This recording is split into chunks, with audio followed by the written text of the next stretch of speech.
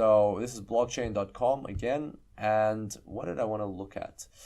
All right, so let's look at transactions per block. Interesting chart here. Again, this is if you go to data and you go to charts. So transactions per block, this is for the past year. You can see that it's sitting at around 2,000. So this is 2,000. You can actually do like a 7-day average here. It doesn't really help. Anyway, so you can see that it's about 2,000 right now. It's dropped to 1,300. So yeah, that's the transactions per block, and that indeed can vary because of the size of each individual transaction. So if transactions grow in size, let's have a look at a year. What do we have here? See, it kind of goes up and down, but that really depends on the individual size in terms of megabytes or kilobytes per transaction. Now, if we look at charts again, and we go and look at a different one, we look at average block size.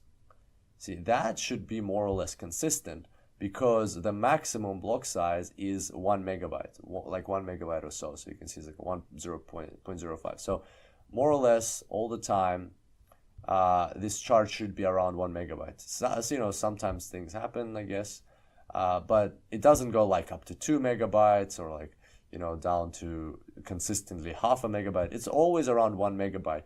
And that's because miners generally, you know, like want to maximize the usage of that block because they don't want to leave it half empty. They want to put in as much as they can in order to get as many fees as possibly they can.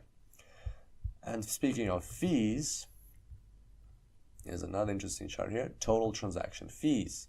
So this is total value of transaction fees paid to miners, not including the Coinbase value block reward. So basically not including any new Bitcoins that are generated for creating the block itself.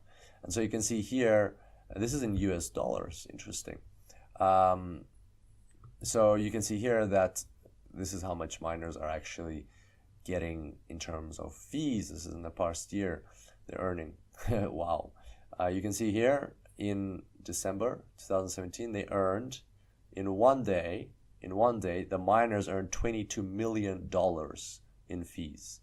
How crazy is that? And just recently, yesterday, they earned $400,000 in fees. But the reason here is it's twofold. First one is demand. Of course, if people want to push transactions into the network, into the blockchain, then they have to, like if there's a lot of demand, a lot of people want to have their transactions go through, there's only so much that it can take, right? There's only 1 megabyte per block of transactions that can be included. So therefore, people have to specify higher fees.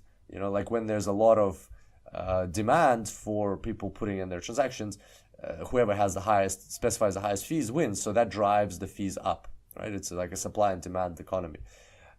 And when there's not that much going on, not that people don't like, there's not that many transactions that need to go through, people are not in a rush, or those two factors, then the fees go down.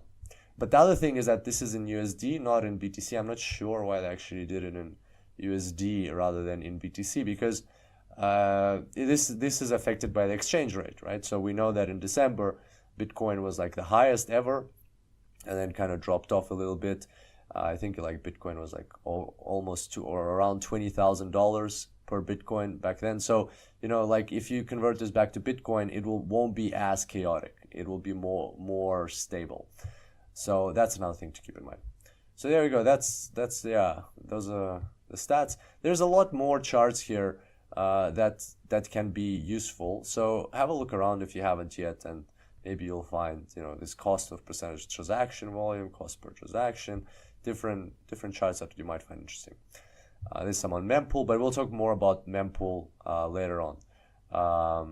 There's transaction rate. How many transactions? Oh, this might be interesting. How many transactions are added to the mempool per second? So this is the speed at which transactions are being added. You can see it's kind of like, it's interestingly seasonal.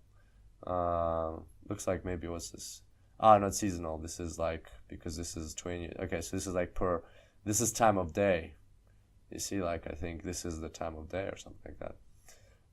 So the drop is about 4 p.m., 4 p.m., 4 p.m., 4 p.m.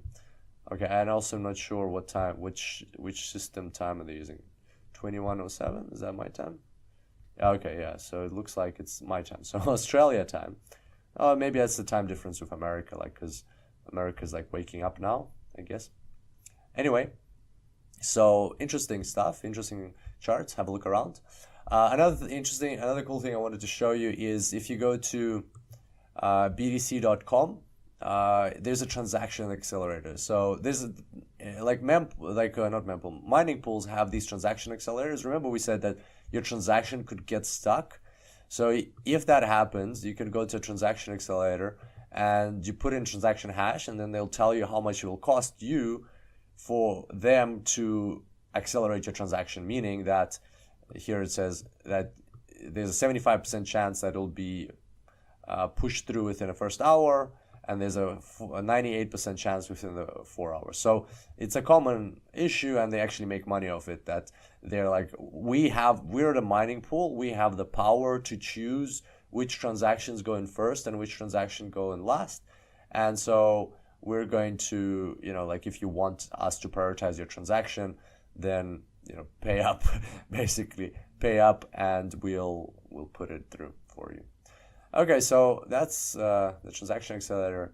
And finally, to finish off for today, I had some additional reading for you. This is a simple article, nothing too complex, how Bitcoin mining works.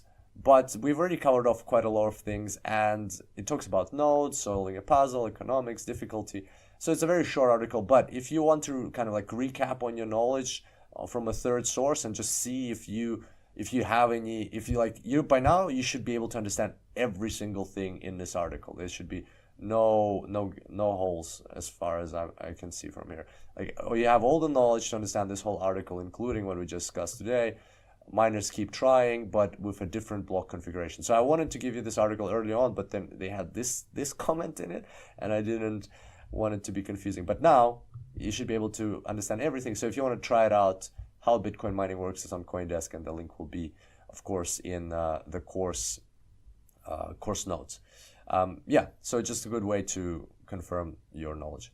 On that note, thank you so much for being here today, and I can't wait to see you next time. Until then, enjoy blockchains.